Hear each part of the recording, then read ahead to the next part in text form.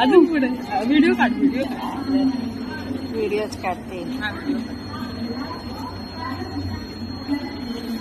तो बघ कसा सुस्त झाला लगेच तिकडे.